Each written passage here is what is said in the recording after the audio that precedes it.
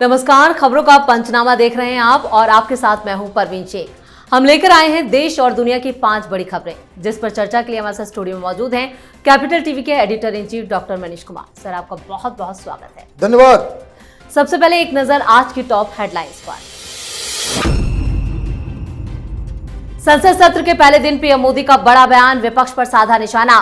बोले, जिन्हें जनता ने बार बार नकारा वही लोकतंत्र का कर रहे हैं अनादर।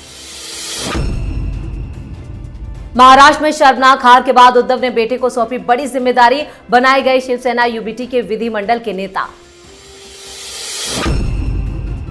संभल हिंसा पर सियासत हुई तेज, सपा प्रमुख अखिलेश यादव ने हिंसा के लिए बीजेपी को ठहराया जिम्मेदार। बोले, योगी सरकार ने कराया दंगा। वक्फ संशोधन बिल पर जेपीसी की रिपोर्ट तैयार, परेशान विपक्ष ने रिपोर्ट पर उठाए सवाल। संसद में रिपोर्ट पेश करने पर विरोध का किया ऐलान। चुनावों से पहले दिल्ली की आप सरकार का बड़ा ऐलान, बुजुर्गों को 2500 रुपए पेंशन देने का लिया फैसला।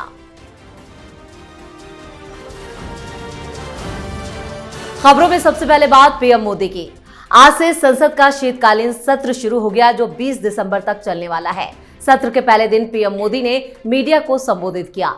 मोदी ने सभी राजनीतिक दलों से स्वस्थ चर्चा का आह्वान किया। उन्होंने ये कहते हुए विपक्षी दलों पर निशाना साधा कि अपने राजनीतिक स्वार्थ के लिए मुट्ठी भर लोग हुड़दंगबाजी से संसद को नियंत्रित करने की कोशिश कर रहे हैं। इसके साथ ही पीएम ने कहा कि साल 2024 का ये अंतिम कालखंड चल रहा है। देश पूरी उमंग और उत्साह के साथ 2025 के स्वागत की तैयारी में लगा है। संसद का ये सत्र अनेक प्रकार से विशेष है। अब सबसे बड़ी बात यह है कि हमारे संविधान के 75 साल की यात्रा, 75वें साल में उसका प्रवेश है। यह अपने आप में लोकतंत्र के लिए एक बहुत ही उज्जवल अवसर है। पीएम मोदी ने जिस तरह से आज विपक्ष को चेताया है, क्या कहेंगे? बिल्कुल सही कहा। आप सांसद हो, but your behaviour is like a hooligans. Parliament वह इनकलाब जिंदाबाद करने की जगह नहीं है। डेमोक्रेसी में पार्लियामेंट सबसे ऊंचे स्थान पे बैठा हुआ वो इंस्टीट्यूशन है जहां आप बहस करते हैं, वाद विवाद करते हैं। इतने सारे मुद्दे अभी विपक्ष ने गिना दिए कि अडानी भी उठाना है, चुनाव भी उठाना है, संबल भी उठाना है, वक्फ बोर्ड भी उठाना है। बहुत लंबा लाइन है। आप दो तरीके से काम कर सकते हो। एक, हुलिगनिज्म कीजिए, हंगामा कीजिए और मामला खत्म। मुसलमानों को भी लगेगा कि भाई ये तो हंगामा करके चले गए, कोई बहस हुआ नहीं, कोई उसका रिजल्ट नहीं निकलेगा, क्योंकि कोई आवाज उठाना नहीं चाहता। सब मोदी को रोकना चाहते हैं कि भाई मोदी को काम नहीं करने देना है, लेकिन उनकी आवाज कौन उठाएगा?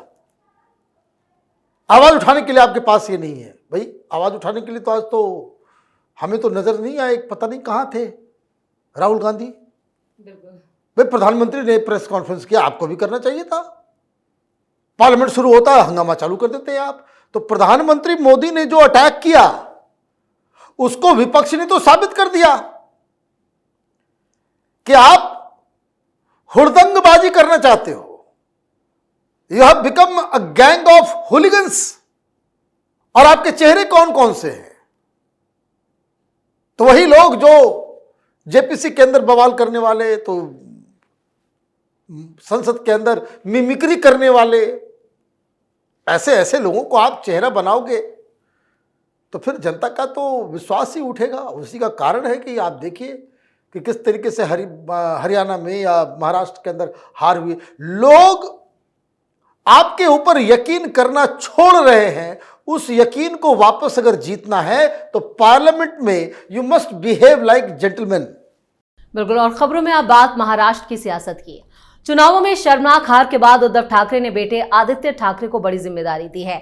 आज मातोश्री में हुई विधायकों की बैठक में आदित्य ठाकरे को विधिमंडल का नेता चुना गया, जबकि ठाकरे समूह के नेता भास्कर जाधव को विधानसभा में विधायक दल का नेता चुना गया। साथ ही सुनील प्रभु को ठाकरे समूह के मुख्य सचेतक का दायित्व दिया गया है। सदन में विधायकों के लिए आदित्य ठाकरे की बात ही शिवसेना विधायकों के लिए अंतिम होगी और उसके साथ ही शिवसेना ठाकरे समूह के फैसले सुनील प्रभु के हस्ताक्षर से ही होंगे। यानी उद्धव ठाकरे ने पूरी तरह से हार मान ली। देखिए, मुझे तो लग रहा है कि ये पार्टी में 3 लोग बचेंगे, क्योंकि खबर तो ये आ रही है कि सारे लोग जा रहे हैं। एनसीपी वाले भी बहुत सारे लोग अजित पवार से संपर्क साध रहे हैं और उद्धव ठाकरे के भी कई सारे विधायक जो है उधर जाना चाह रहे हैं। कोई तोड़ना नहीं चाह रहा, सब लोग हताश हो गए। आपकी बड़ी बड़ी बातें, संजय राउत की डींगे, हारने के बाद किस तरह की भाषा का इस्तेमाल संजय राउत कर रहे हैं, तो ये तो मुझे लग रहा है कि उद्धव ठाकरे और धीरे धीरे मुसीबत में फंसते चले जा रहे हैं। आदित्य ठाकरे को आपने विधिमंडल का जो है नेता नियुक्त कर दिया, भाई कोई दूसरा क्यों नहीं हो सकता था? ये आप उस तरह के फैसले लेते हो जो बातें आपके ऊपर अटैक के रूप में कहा जाता है, भाई परिवारवादी पार्टी है, आप उसको साबित करते हो। आप गुंडों की पार्टी हो, ये संजय राउत साबित कर देते हैं। आप हुलिगन्स हो, वो विपक्षी पार्टियां जो है वो जिस तरह का बर्ताव करती है वो साबित कर देते हैं। भाई इसमें गलत क्या हो रहा है बताइए आप? आपका जो बर्ताव होता है वही काम होता है। और अगर आप अभी भी इस हार के बाद भी if you are not ready to mend your ways, आप अपने राह को वैचारिक जो आपने टर्न लिया है वो वापस अगर आप अपनी जगह पे नहीं आते, वापस रास्ते पे नहीं लौटते, तो इसका मतलब है कि आप अंधकार की ओर बढ़ रहे हो। ऐसे में तो पार्टी सब कुछ खत्म हो जाएगा और शिंदे साहब सब कुछ लेके चले जाएंगे। खबरों में आगे बढ़ते हैं और बात संभल हिंसा की। यूपी के संभल में मस्जिद के सर्वे को लेकर हुए विवाद के बाद जमकर हिंसा हुई।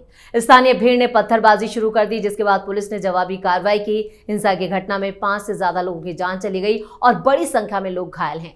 पूरे इलाके में पुलिस फोर्स तैनात है। इंटरनेट सेवाओं पर बैन लगा दिया गया है, साथ ही स्कूलों को भी बंद कर दिया गया है। इस बीच सपा प्रमुख अखिलेश यादव ने इलाके में दंगा कराने का आरोप योगी सरकार पर लगाया है। साथ ही सपा सांसद पर FIR को लेकर उन्होंने सवाल खड़े किए हैं। यानी अखिलेश यादव पूरी तरह से बौखला गए। देखिए, Akhilesh Yadav he is playing to the gallery. वो बिना मुस्लिम वोट के उनकी राजनीति नगण्य है, शून्य है। और ऐसे मौके पे ये लाजमी है कि वो वही बात करेंगे जो मुस्लिम भावनाओं को भड़काए। 2-3 चीजें जिसको समझना जरूरी है। एक कि भाई ये विवाद है। अब एक तो ये भी समझ में नहीं आता है कि हर जगह आप मस्जिद के नीचे मंदिर ढूंढना शुरू कर दोगे तो हर जगह ये बवाल मचेगा। और अगर ये सारी चीजें करनी है तो सरकार को मुस्लिम समुदाय के साथ बैठ के एक बार इसके ऊपर फाइनल डिसीजन ले लीजिए।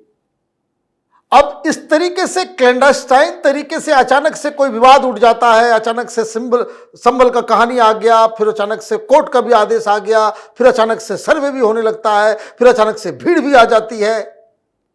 ये तो लग रहा है कि इसमें जो इस तरह के मुद्दे उठाते हैं उनका भी धंधा चलता है, और जो लोग दंगा करते हैं, ये मौलवी मौलाना, ये जितने जो वहां पे मुस्लिम MP MLA, इनकी भी दुकान चल रही है। ये सारे लोग जो मुख्य पात्र है, भाई ओवैसी का बेटा मरा, किसी के MLA का बच्चा मरा, भाई गरीब मुसलमान को और भी लो कास्ट मुसलमान को आप लोग आगे बढ़ा देते हो और वहां पे उसकी हत्या हो जाती है, पुलिस पे बलवा क्रिएट होता है, पुलिस गोली चला देती है, वो मर जाता है। भाई कोई नेता का बेटा क्यों नहीं मरता इस तरह के दंगे में? तो एक तो ये भड़काने का काम बंद होना चाहिए, और कोर्ट को भी थोड़ा सा जो है अब थोड़ा सचेत होना चाहिए कि आपके आदेश का क्या रेमिफिकेशन है। ये नहीं होना चाहिए। अगर आपको ठीक है, कोई मुद्दा है कि भाई वहां पे मंदिर था, मस्जिद बन गई, well let's hear out everyone. सबको सुन के उसके बाद आप उस पर फैसला करेंगे तो वो थोड़ा बेहतर होगा। मैं ये नहीं कह रहा कि भाई जहां पे मंदिर तोड़ के मस्जिद बनाई गई है उसको मस्जिद रहने दो। जो कोई भी इशू है, एक बार आप कहो भाई कि 1000 मस्जिद है, एक बार बैठ करके मुस्लिम समुदाय के साथ और कोऑपरेटिव स्टाइल में कि आप भी उनकी बात सुनिए, उनको भी अपनी बात कहने दीजिए, और उसके बाद कोई इस तरह की कमेटी हो, सुप्रीम कोर्ट के जजेस हो। भाई कोई ऐसा दुनिया में कौन सा ऐसा मुद्दा है कि जिसको बैठ के सुलझाया नहीं जा सकता? लेकिन हर 6 महीने में नई कोई कहानी इस तरह से आएगी। I think this is not good for this. ये देश के लिए, शांति के लिए बेहतर नहीं है। क्योंकि ये भी समझना पड़ेगा ना कि भाई आप अचानक से भीड़ आ जाती है, पुलिस पे हमला हो जाता है, तो पुलिस तो जवाबी कार्रवाई करेगी। लेकिन सवाल यह है कि भड़का कौन रहा है? तो इसमें तो मुझे सारे लोग नजर आ रहे हैं, सारा किरदार, चाहे उसमें कोर्ट हो, चाहे इस तरह के मुद्दे उठाने वाले हो, पुलिस हो, मौलवी हो, मौलाना हो, एमपी हो, एमएलए हो, ये सारे लोग इसमें इन्वॉल्व नजर आ रहे हैं। खबरों में आगे का रुख करते हैं और बात वक्फ बिल की। वक्फ संशोधन बिल पर जेपीसी की रिपोर्ट तैयार है जो संसद सत्र में पेश की जाएगी, लेकिन जेपीसी की रिपोर्ट और वक्फ बिल को लेकर विरोध जारी है। मुस्लिम संगठन और विपक्ष इसका विरोध कर रहे हैं। All India Muslim personal law board ने आरोप लगाया कि केंद्र का वक्फ संशोधन बिल देश भर में वक्फ की संपत्तियों को हड़पने के लिए तैयार किया गया है। AIMPBL के प्रवक्ता SQR इलियास ने वक्फ बिल पर बनी जेपीसी पर अपना काम ईमानदारी से नहीं करने तक का आरोप लगाया है। क्या कहेंगे? वक्फ को लेकर तो विरोध जारी है, जेपीसी की रिपोर्ट तैयार। ये कौन है Ilyas? What is his locus स्टैंडाई? पूरा दुनिया जहान में ऐसे ये मुस्लिम पर्सनल लॉ बोर्ड वाले ऐसे घूम रहे हैं जैसे लग रहा है मुसलमानों के ठेकेदार बने हुए हैं। माने इन लोगों को जरूरत से ज्यादा माथा पे चढ़ा दिया गया है। ये तमाशा इन लोगों का बंद होना चाहिए। भाई अनकॉन्स्टिट्यूशनल लग रहा है, कोर्ट में जाओ, कोर्ट में जाइए आप और कहिए भाई ये संविधान में जो बदलाव किया जा रहा है वो गलत है। सुप्रीम कोर्ट नहीं जाएंगे, क्यों? क्योंकि सुप्रीम कोर्ट में ऑलरेडी केस फंसा हुआ है। सुप्रीम कोर्ट कह रहा है कि इसको बाहर करो। वक्फ की कानून की आवश्यकता ही नहीं है देश में। ये जो कानून वक्फ का बना है वही अनकॉन्स्टिट्यूशनल है। ये सुप्रीम कोर्ट में हियरिंग चल रहा है, केस लटका हुआ है। मोदी सरकार तो उसमें बदलाव देकर के कुछ पैडिंग करने की कोशिश कर रही है। अब उसको आप अनकॉन्स्टिट्यूशनल बता रहे हो। भाई क्यों बता रहे हो? जेपीसी की रिपोर्ट तैयार हो गई है 500 पेज की, और ये मुस्लिम पर्सनल लॉ बोर्ड वालों लोगों के लिए जो है नींद उड़ाने वाली खबर आ रही है कि उसमें ज्यादातर जो मुस्लिम डेलीगेशन जेपीसी के सामने गया, they all asked for changes. आपको बस मैं एक एग्जांपल दे दूं, अभी केरल के अंदर बहुत बवाल चल रहा है। केरल के अंदर में जो लिटिगेशन है वो 1022 केसेस हैं जिसका लिटिगेशन चल रहा है, और आपको मालूम है 550 से ज्यादा वो मुस्लिम लोगों का लिटिगेशन है। मुस्लिम वर्सेस वक्फ बोर्ड, और बाकी के 400 केसेस जो हैं वो हिंदू हैं, ईसाई हैं, सिख हैं, वो अलग कम्युनिटी के लोग हैं। तो इस वक्फ बोर्ड की दादागिरी से कौन ज्यादा प्रताड़ित हो रहा है? ये मुसलमान ही हो रहे हैं। लेकिन दिक्कत क्या है? इस वक्फ बोर्ड के ऊपर, उसकी जमीन के ऊपर, यही मुस्लिम पर्सनल लॉ बोर्ड के ये मौलवी, ये मौलाना, ये जमीयत उलमा हिंद वाले, ये तमाम ये जो वोटों के सौदागर हैं मौलवी मौलाना, वो उनकी जमीन नहीं है, लेकिन वक्फ के नाम पे वो जो बोर्ड है उसके अंदर सब पॉलिटिकल लोग होते हैं, खानदानी लोग होते हैं, सब अशरफ मुसलमान, और वो लोग, उन लोगों के कमाई का धंधा है ये। तो चेंजेज हो जाएगा तो इनकी कमाई चले जाएगी। भाई मुसलमानों के लिए क्या किया वक्फ बोर्ड ने? कोई बता दे कि भाई कोई बहुत बड़ा एम्स के जैसा हॉस्पिटल खुला हुआ हो, कोई बहुत बड़ा मैनेजमेंट इंस्टीट्यूट खोला हुआ हो, पैसे हैं, जमीन है, सब कुछ है, वहां क्या चल रहा है? वहां दुकान चला रहे हैं। क्यों? वो जो किराया आ रहा है वो कोई मौलाना पॉकेट में रख ले रहा है। तो ये तो कहानी है। तो मुसलमानों को भड़काने के लिए यही लोग जिम्मेदार हैं। देखिए मुस्लिम पर्सनल लॉ बोर्ड जैसी संस्था जब तक रहेगी, ये मुसलमानों को लटकाने भटकाने का काम करेंगे। पता नहीं कब मुस्लिम समाज जागेगा और इस तरह के लोगों को, जो धंधेबाज किस्म के लोग हैं, इन लोगों को वहां से हटाएगा। बिल्कुल। खबरों के आखिर में बात आपके चुनावी ऐलान की। दिल्ली में विधानसभा चुनाव से पहले आम आदमी पार्टी सरकार ने बुजुर्गों की पेंशन स्कीम को दोबारा शुरू करने का ऐलान किया। स्कीम में 80,000 नए बुजुर्गों को और जोड़ा गया है। 60 से 59 साल तक के बुजुर्गों को हर महीने 2,000 रुपए दिए जाएंगे, वहीं 70 साल से ऊपर के बुजुर्गों को 2,500 रुपए महीना मिलेगा। स्कीम का ऐलान करते हुए दिल्ली के पूर्व सीएम अरविंद केजरीवाल ने कहा कि बुजुर्गों के आशीर्वाद से वो जेल से बाहर आए थे। ये स्कीम उनको शुक्रिया अदा करने के लिए है। चुनावी ऐलान है, चुनावी रैली है और कह रहे हैं कि आशीर्वाद। देखिए, कोई आशीर्वाद नहीं है, उनके आशीर्वाद से ही आप जेल गए, क्योंकि उनके बच्चों को तुमने दारू पिलाया, एक के साथ एक फ्री दिया, उनके शराब की वजह से तुम गए। अब सवाल ये है कि ये देखिए, महाराष्ट्र का नतीजा आया, झारखंड का नतीजा आया, दोनों जगह पे ये फ्री बीज ने काम किया। महाराष्ट्र में लाडकी बहन योजना जो है वो चला गया, और इधर जो है महिलाओं के लिए जो 1,000 रुपए का इस तरह का स्कीम जो दिया जा रहा था, तो वही चल रहा है। इसने सर्वे कराया, इनको मालूम चला है कि भाई बुजुर्ग बड़े नाराज़ हैं केजरीवाल से, तो महिलाओं को तो फ्री दे ही रहा है। महिलाओं के लिए 1,000 का घोषणा कर ही चुका है। अब महिलाओं को देने के लिए तो कुछ है नहीं, तो एक और वोट बैंक बुजुर्गों को जो है हम सेवा कर रहे हैं, आशीर्वाद और ये और वो। सवाल कुछ और है, अगर यही ट्रेंड रहा, इसमें सारे लोग इस पाप के हकदार हैं, चाहे प्रधानमंत्री मोदी हो, चाहे वो कोई भी पार्टी हो, जिसकी भी सरकार हो, ये फ्री में बांटने का जो धंधा है वो हिंदुस्तान को तबाही की ओर लेकर के जाएगा। हिंदुस्तान तो अभी भी बहुत ही डेवलपिंग कंट्रीज में इसकी गिनती होती है। बहुत बड़े बड़े देश जो बिल्कुल डेवलपमेंट के मुहाने पे आ गए थे, डेवलप्ड स्टेट बन रहे थे, गूगल कीजिए, आपको वेनेजुएला के बारे में मालूम चलेगा।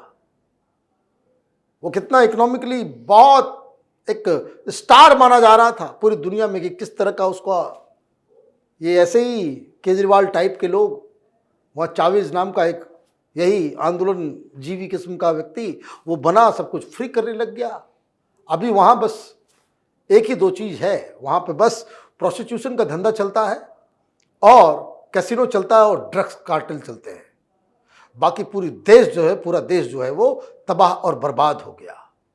ये फ्री बीज चलेगा, ये देश बर्बाद होगा। श्रीलंका, पाकिस्तान, बांग्लादेश, नेपाल बनते इस देश को टाइम नहीं लगेगा। सुप्रीम कोर्ट, प्रधानमंत्री मोदी, सरकार, इलेक्शन कमीशन, चीफ जस्टिस, इन लोगों को बैठ के इसके ऊपर लगाम लगाने की आवश्यकता है, क्योंकि इन नेताओं के पॉकेट से तो कुछ जाता नहीं, इनके पॉकेट से तो कुछ जाता नहीं। दिल्ली में अभी 2 महीने के बाद खर्च करने के लिए पैसे नहीं बचे इसके पास, सब कुछ लुटा दिया इसने। चुनाव जीतना है तो इस तरह के आप घोषणाएं कर देंगे, चुनाव जीत गए, फिर उसके बाद कौन? 10 साल से इसको याद नहीं आया जो पेंशन नहीं मिले थे बूढ़े बुजुर्गों को। नाराजगी किस वजह से? कि पेंशन वगैरह नहीं मिल रहे थे, बहुत चीजें लटकी हुई थी। तो ये मुझे लग रहा है कि ये देश जो है ये फ्रीबीज के चक्कर में ये बर्बादी की राह की ओर मुड़ चुका है। तमाम जानकारी के लिए और सटीक विश्लेषण के लिए आपका बहुत बहुत धन्यवाद। धन्यवाद। खबरों का पंचनामा में आज के लिए इतना ही। देश और विदेश की बाकी खबरें और उनके सटीक एनालिसिस के लिए देखते रहिए कैपिटल टीवी। हमें लाइक कीजिए, शेयर कीजिए और हाँ, कैपिटल टीवी को सब्सक्राइब जरूर कीजिए। धन्यवाद।